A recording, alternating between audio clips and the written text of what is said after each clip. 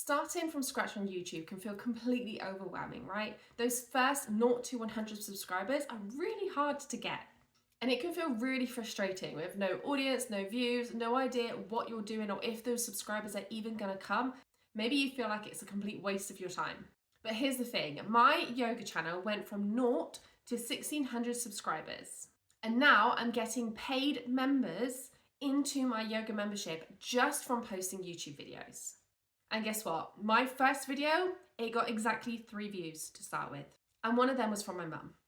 Thanks, mum. But here's what I did next that changed everything.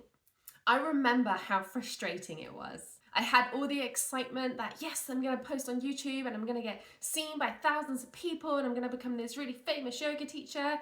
And then you post that first video, 3 views, one's your mum, and you're like, maybe it's not as easy as people make out. I put hours into filming, into editing, into deciding what kind of videos that I was gonna put out there. And I was getting no traction. And I did keep thinking, maybe I'm just not cut out for this. But then I realized that I was focusing on the wrong thing. Instead of posting consistently, I would mix things up. I would post something, then doubt myself and not post for 3 weeks, then post about 5 videos in 1 week, then have another break for a little while. I wasn't consistent in my uploading schedule. And instead of thinking about my audience, I was thinking about what I wanted to post. I had just come out of my yoga teacher training, so I was full of information, full of ideas, and I was literally posting everything yoga, like breath work, meditation, classes, talks. I started a podcast. It was literally all over the place. And instead of trying to get my videos seen, I was kind of hoping that YouTube would just do the work for me. So I was uploading the video and then thinking,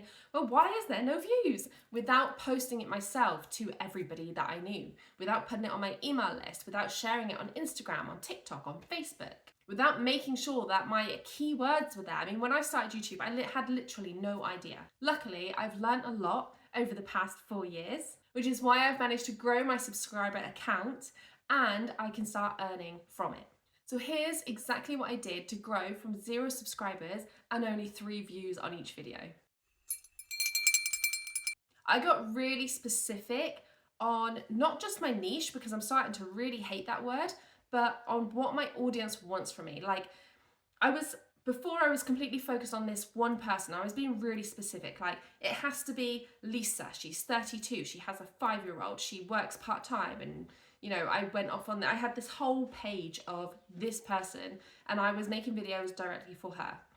It helped a little, but since I shifted my message to focus on what this person wants from me, like what do they want out of this yoga, that has helped majorly. It means I can expand my yoga a little bit, but to still focus on the same outcome.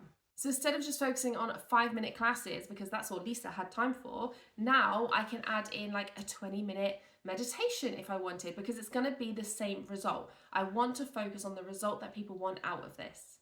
When you start focusing on that, YouTube will know more on who to push your videos out to. So as long as you've got that and you are posting consistently, right? That's the next point. Number 2 is consistency. Because once you keep posting this, YouTube will then notice who's clicking on your video and send your video to more people like them. So if you're posting random videos and you've got all these different types of people clicking, YouTube doesn't know where to put you. But if you're always posting that same outcome that somebody wants, it finds more people who want that same outcome, and then more people like that, your video gets shown in front of, the more people click, the more you get found, the more subscribers you get. And not just subscribers, right? Because if these people want that outcome and this is your job, like this is what you do, and then you have a pitch somewhere in one of your videos, these people are more likely to buy because they already know that you can serve them, right? They already know that you are the teacher for them. Like, you will give them this outcome. So number 2 is consistency, right? Just posting every single week, making sure that you are staying consistent. If you want to post twice a week, that's fine, but make sure you can stick to it. If you're not sure you can, do 1 a week, record more and have a backup, right? Maybe you get poorly and you can't record for like a month. Then at least you've got backup videos to come out and that you're staying consistent so YouTube can see that and it doesn't stop showing your stuff. You still get those people coming in. The 3rd thing is engagement, because engagement is everything. These people want a connection with you. And if you reply to their comments, if you ask them to comment in the video, And then you reply to them. And that is going to get them to know, like, and trust you a lot faster. How nice is it when you're on like a Zoom call or a live and somebody actually says your name? Like, it makes you feel a little bit more of a connection to that person. It makes you want to stick around longer. And also by engagement, I mean sharing your video, right? Share it. Every time you upload a video, share it to your email list, right? You've got that email list. You've got the people who already want to hear from you. Show them that you've got a new video out, especially if they're already on your email list and they already know, like, and trust you. They're more likely going to watch it and they're more likely to comment and get that algorithm working again, which again helps for YouTube to show your video to more people. Number 4 is that thumbnails and titles matter way more than you think. It's okay having an amazing video, but if nobody clicks on it, nobody's gonna watch it, nobody's gonna know how good you are. So you really need to get that attraction in first. You need to have an amazing thumbnail and an amazing title. So by title, I mean keywords, right? You want something in your title that makes people want to click so that they know exactly what they're getting. On this video, for example, it's how to get your first 100 subscribers. And in this video, I am teaching you how I grew my channel from 0 to 1,600 subscribers, right? This is exactly what I have done to get from 0 to 100. So anybody who's looking to get those first 100 subscribers, they're gonna wanna click on this video. If I had put how to get your first 1,600 subscribers, that might have been a bit too much of a leap for some people. So they might not have wanted to click on it because they're like, well, hold on, I haven't even got my first 100. So I'm being very specific in who I want this video to go out for. And I want this video to go out for people who haven't even got their first 100 subscribers yet, because I know that I can help you. Because if you start doing all of this stuff now, you are going to see such a spike in your growth. If you stay consistent, if you have your niche that you're speaking to, if you sort out your thumbnails and titles, your channel is going to skyrocket. So I'm being very specific in who I want my videos to go out to. With my yoga classes, I don't just title them 20-minute morning class unless I'm doing it strategically for a specific reason. I'm always testing stuff on my yoga channel, but I would normally have my title as a question. How to calm your body in 20 minutes. And then it's a yoga class for 20 minutes, right? Because people ask questions on Google, and when you ask questions on Google, videos come up, YouTube videos come up.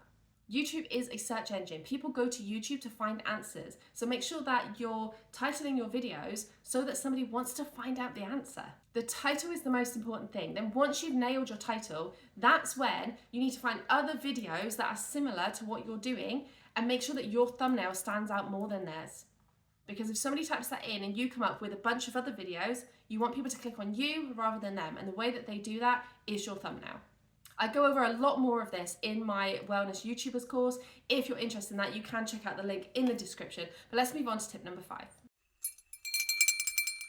I want you to think of YouTube like a practice, maybe a yoga practice or a fitness practice or a health and wellness practice. You don't master learning something new straight away. But if you show up, you stay consistent, you practice, you adjust, you track what's working for you, you will start to see results.